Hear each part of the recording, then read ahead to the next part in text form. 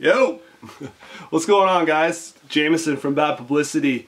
We get a lot of questions asked to us about new people getting in the game. The biggest thing, you see it on the boards, we get messages. I'm sure you guys, if you're playing at your game shops, you're giving out recommendations.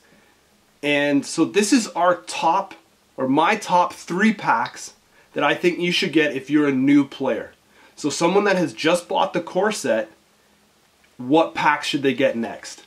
Most people that follow the show know that my weakness right now has been green, which is the Shaper faction. I love the way that their rigs get built, and then you're working with combos, and I find that Shaper lets you be a little more creative in your deck building skills. And that's kind of what I like and tend to gravitate towards. So if that is your style of play, you might want to come along with me down Shaper Lane and look at these packs a little deeper.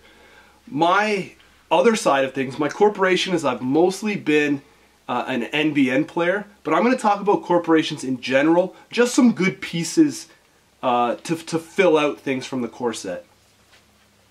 So my number 3 is Creation and Control. Yes, it's a deluxe expansion.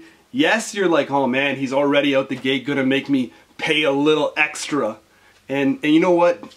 You're really getting a good, hearty, meaty box with Creation and Control. Fantasy Flight, in these deluxe expansions, already have 2 made-up deck lists. So you could pretty much have Creation and Control and just play the deck lists, for fun, that are already built with just those cards. But, if you're looking past that, the highlights for me that stood out for Creation and Control, this pack made Shaper sing. This is where a lot of the recursion was built in. You have their tricks of the trade where you're using self-modifying code, you're using clone chips, scavenge. It just laid a base for the faction there. After that, you're getting 3 new IDs that are all very different. The Professor, you have Kit, and Exile. That complements the base Mac very, very well. So you have a lot to play around with there. Now on the flip side of that, you're also getting 3 more HB ones, so you're gonna be having fun for days here. The other side is that for regular runners, if you're not a Shaper, this pack is still gonna fill things out for you. Clone Chip is one of the most influence used cards in the game right now to reoccur your parasites in Anarchs, to reoccur your parasites in Criminal. Right? So I mean, it's just such a staple. The other side of things is do I keep saying the other side of things? Your neutral cards that were added to Creation and Control are about the most staple neutral cards that you're going to get in any pack, and you're going to be hard pressed to find runner decks built without one, some, or all of these cards. Same Old Thing is just phenomenal. Dirty Laundry, phenomenal. Daily Cast, those 3 cards right there are just staples in runner decks. You can't ask for anything more in a pack that can be spread out across other factions. HB on the other side, they've got their 2.0 ices of their big guys, but you're not really getting the boost out of this. So you're mostly looking at this from a runner perspective.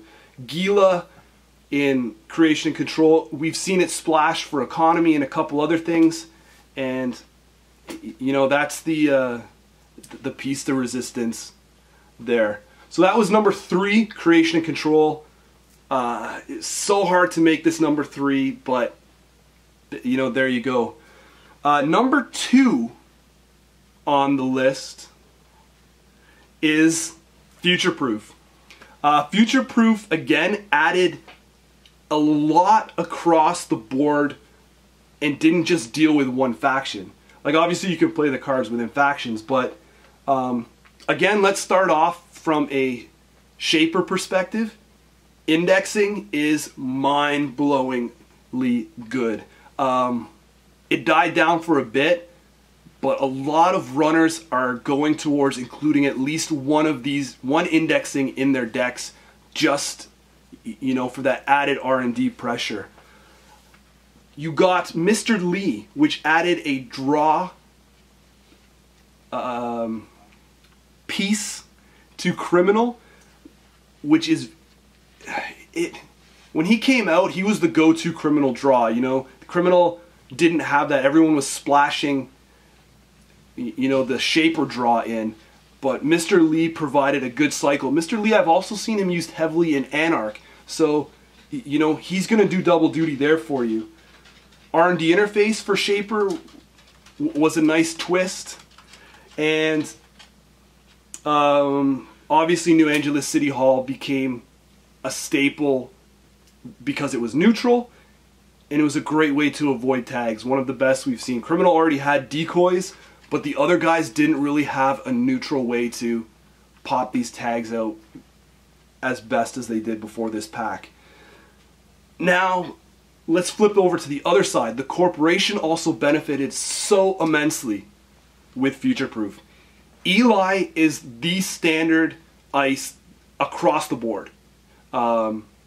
He is such a taxing drain. Even with people using corroders, you're still paying up good coin to bust through an Eli. NBN players like myself, you were opened up to the world is yours. You got to play NBN in a different style, like you know, rather than the making news.